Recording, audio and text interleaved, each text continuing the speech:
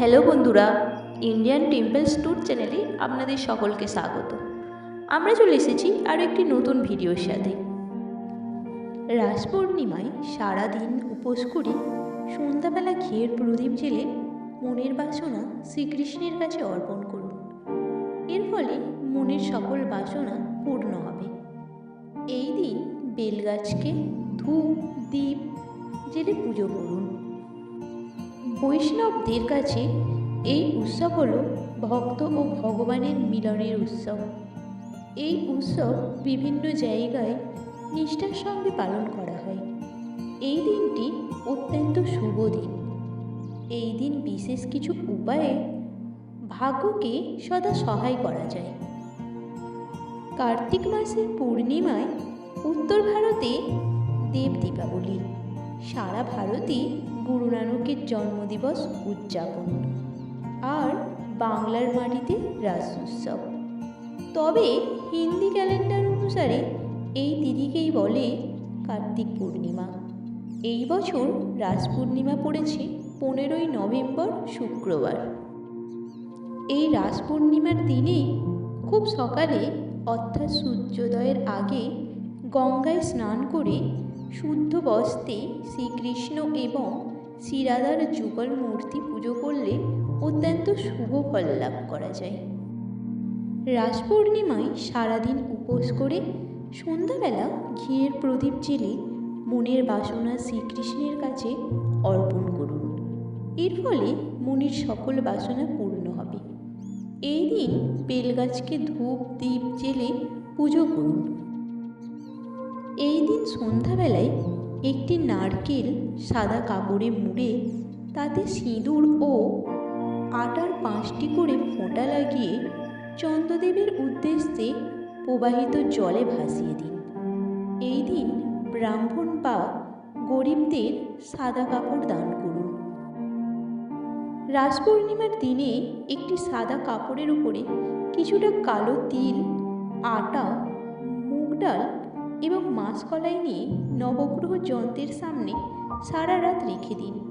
পরের দিন এই সব জিনিস গরিবদের মধ্যে দান করে দিন। এর ফলে গ্রহদোষ থেকে মুক্তি পাওয়া যাবে। রাস পূর্ণিমার পূর্ণ তিথিতে চন্দ্রদেবের উপাসনা করাও অত্যন্ত শুভ ফল দেয়। এই দিন বাড়ির যে কোনো খোলা জায়গায় চন্দ্রদেবের উদ্দেশ্যে সাদা মিষ্টি অর্পণ করুন। এবার জেনে নেওয়া যাক রাস পূর্ণিমার তাৎপর্য। রাস মূলত বৈষ্ণব ধর্মাবলম্বীদের উৎসব। বৈষ্ণবীয় ভাবধারায় শ্রীকৃষ্ণের প্রেম প্রকৃতির উৎসবই হল রাস। গোপিনীদের সঙ্গে রাধাকৃষ্ণের আরাধনা হল রাসের মূল বিষয়। পুরাণেও এই উৎসবের উল্লেখ পাওয়া যায়। তবে বিভিন্ন পুরাণে বিভিন্ন মতেরও উল্লেখ আছে। কোথাও শারদ রাস, আবার কোথাও বসন্ত রাসের উল্লেখ পাওয়া যায়। কৃষ্ণপ্রেমে মুগ্ধ হয়ে গোপিনীরা সংসার পরিত্যাগ করে বৃন্দাবনে সমবেত হয়েছিলেন। শ্রীকৃষ্ণ তাদের সংসারে ফিরে যেতে অনুরোধ করলেও গোপিনীরা তা অস্বীকার করে। শ্রীকৃষ্ণ তাদের এই ভাবনায় গোপিনীদের মন অহংকারে ভরে ওঠায় শ্রীকৃষ্ণ রাধাকে নিয়ে চলে যান। গোপিনীদের ভুল ভাঙে। অহংকার ভুলে গিয়ে তারা শ্রীকৃষ্ণের স্তব শুরু করে। গোপিনীদের ভক্তিতে সন্তুষ্ট হয়ে শ্রীকৃষ্ণ ফিরে আসেন এবং গোপিনীদের জীবনের পরমার্থ বোঝান। প্রত্যেক গোপিনীর মনোবাঞ্ছা পূরণ করে। শ্রীকৃষ্ণ তাদের জাগতিক ক্লেশ থেকে মুক্তি দেন। বাংলায় শ্রী চৈতন্যদেবের রাস উৎসব পালনের কথা শোনা যায়। রাজা কৃষ্ণচন্দ্রের সময়ের পরে বাংলায় রাস উৎসবের বহুল প্রচলন ঘটে। বৃন্দাবন, মথুরা, উড়িষ্যার বিভিন্ন স্থান, অসম, মণিপুর এবং পশ্চিমবঙ্গের বিভিন্ন স্থানে রাস উৎসব পালন করা হয়। রাধাকৃষ্ণের আরাধনা রাসের মূল বিষয় হলেও অঞ্চলভেদে বিভিন্ন বিভিন্ন রীতিতে রাস উৎসব পালিত হয়। রাস পূর্ণিমার দিন কী করবেন?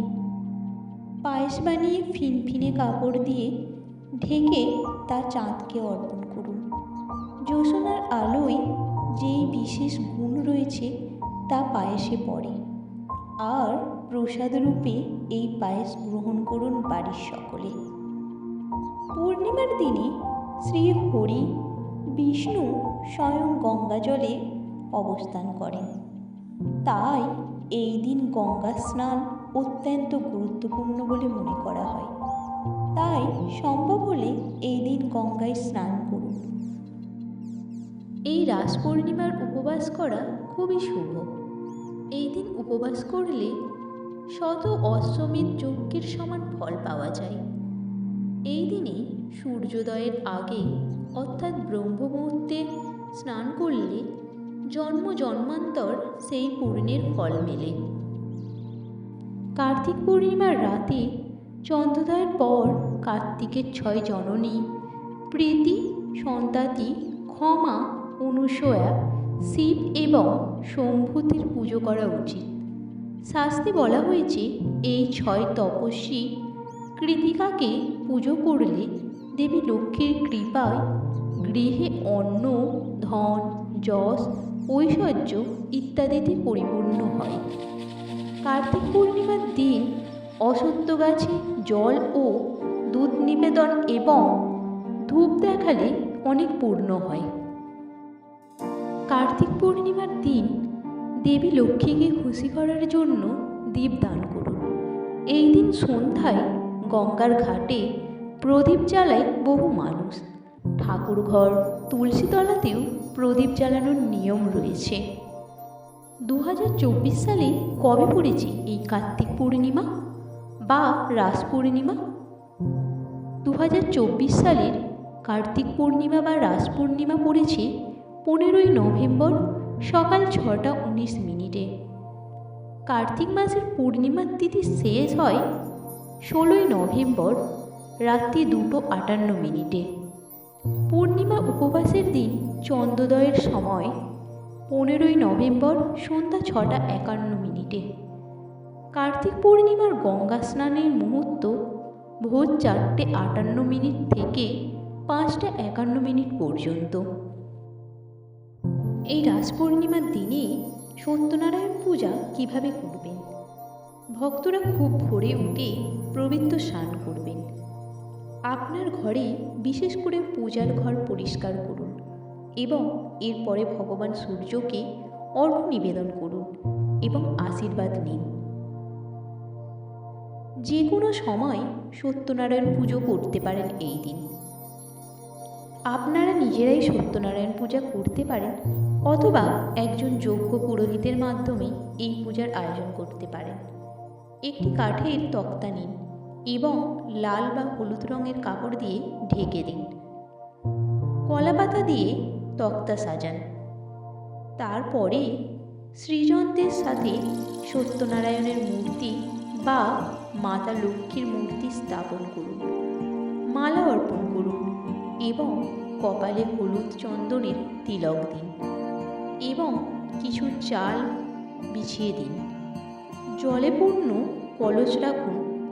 তারপরে একটি ধূপ আর প্রদীপ জ্বালুন। পঞ্চামৃত তৈরি করুন। দুধ, দই, মধু, চিনির গুঁড়ো এবং কয়েক ফোঁটা ঘি মিশিয়ে পাঞ্জিরি তৈরি করুন। গমের আটা ভাজুন এবং এটি বাদামি রঙের হয়ে গেলে এটি একটি পাত্রে রাখুন। ঠান্ডা হতে দিন। কিছু চিনির গুঁড়ো দিন এবং কলা ছোট ছোট করে টুকরো করে মেশান। পঞ্চামৃত এবং পঞ্জেরিতে তুলসী পাতা রাখুন। ভগবান বিষ্ণুকে উৎসর্গ করা বিভিন্ন বৈদিক মন্ত্র উচ্চারণ করুন। সত্যনারায়ণের ব্রতকথা পাঠ করুন এবং শুনুন। ভগবান বিষ্ণু এবং মাতা লক্ষ্মীকে ভোগ প্রসাদ নিবেদন করুন। পূজার সমস্ত আচার অনুষ্ঠান শেষ করে সেই কলসে কিছু ভোগ প্রসাদ রাখুন এবং তারপর সেই কলসের জল চন্দ্রকে নিবেদন করুন এবং চন্দ্র দেবতার আশীর্বাদ নিন। পরিবারের সকল সদস্যদের মধ্যে ভোগ প্রসাদ বিতরণ করুন। ভক্তরা ভোগ প্রসাদ খেয়ে উপবাস ভাঙতে পারেন এবং তারপর পেঁয়াজ রসুন ছাড়া খাবার খেতে পারেন।